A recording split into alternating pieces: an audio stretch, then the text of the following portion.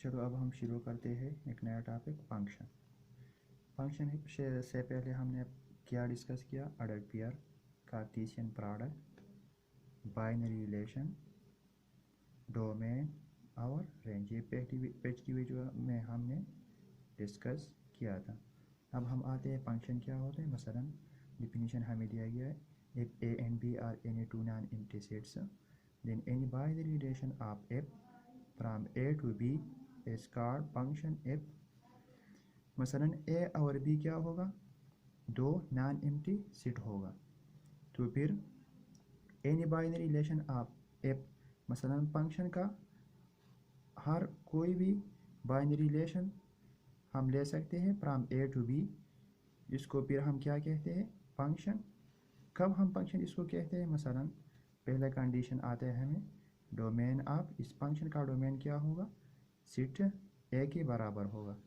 और दूसरा शर्त क्या है? दूसरा शर्त ये है कि डोमेन का पहला एलिमेंट क्या होगा? रिपीटेड नहीं हो। ऑर्डर पेयर का पहला एलिमेंट रिपीटेड नहीं होगा। सिंबॉलिकली हम इसको यू लिखते हैं, F from A, F function है फ्रॉम ए टू बी।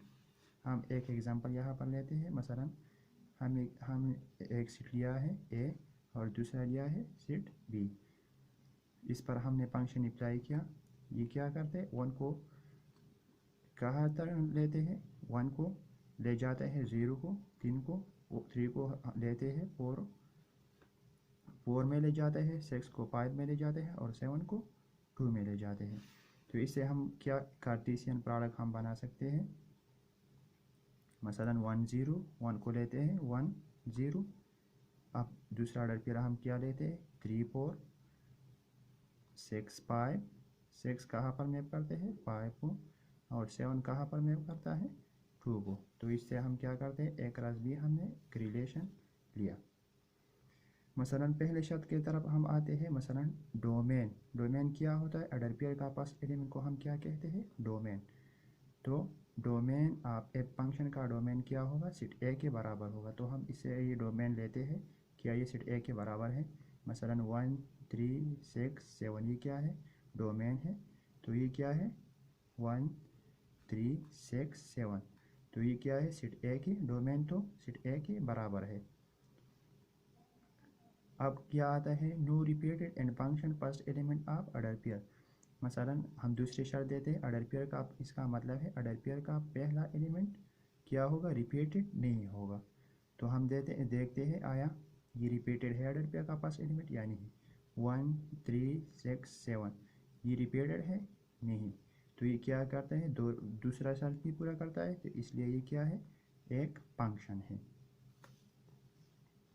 अब हम आते हैं यहाँ पर, ये सेट्स हैं, मैंने सेट के फॉर्म में भी लिखा। अब हम आते हैं एक एग्जांपल की तरफ। मसलन ए है, ए सेट ए है और ये सेट बी है। अब हम आते हैं इससे इसको मैप करते हैं। मसलन 1 ए पर भी मैप करता है, 1 बी पर, 3 सी पर मैप करता है, 2 ए पर मैप करता है।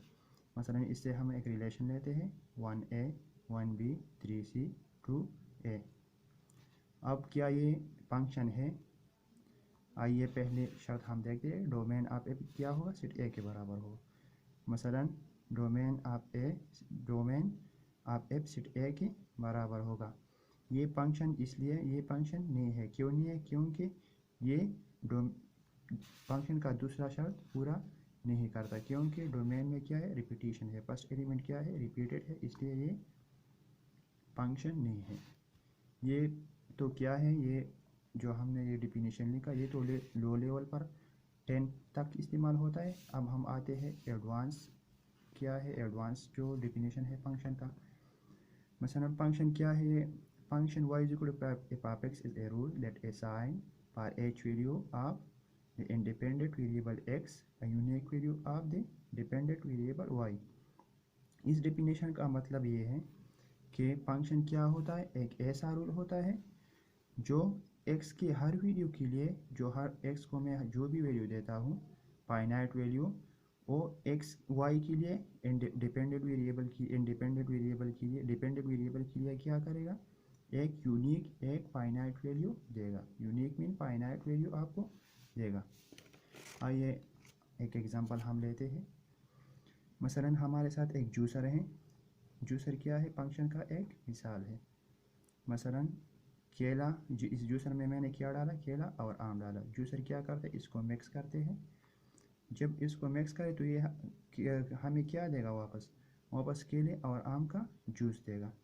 अब ये इस तरह नहीं देगा कि मैंने केला और आम इसमें डाला है और ये क्या करेगा, सेब और आम का जूस देगा। ये इस तरह कभी भी नहीं देगा। तो ये क्या है हमारे साथ, एक एग्ज़ाम्पल है फंक्शन का। अब हम एक एग्ज़ाम्पल लेते हैं, मसलन f of x equal 3x + 2, let y is equal to f of x. Y को हमने क्या करना है, एफ ऑफ एक्स की जगह लिखा। ये क्या है, ये हमें रेंज देता है। तो फिर y इज इक्वल 3x + 2, मसलन x की जगह मैंने क्या पुट किया, 0 पुट किया, फाइनाइट वैल्यू है। y is equal to 3 × 0 + 2h, y is equal to 2। तो क्या किया, x को मैंने एक फाइनाइट वैल्यू दिया, तो इसने क्या किया, y के लिए एक यूनिक एक फाइनाइट वैल्यू दे दिया। इस तरह ये भी एक एग्जांपल है। और ये भी इसमें x is equal to -1 put करेगा तो क्या करेगा, y के लिए एक यूनिक वैल्यू देगा, y इज इक्वल टू -1। अब अगर मैं अब x की जगह 1 पुट करूँ तो क्या करेगा, y के लिए एक यूनिक वैल्यू देगा, एक फाइनाइट वैल्यू देगा, y इज इक्वल टू 5। उम्मीद है आपको फंक्शन समझ आया हो।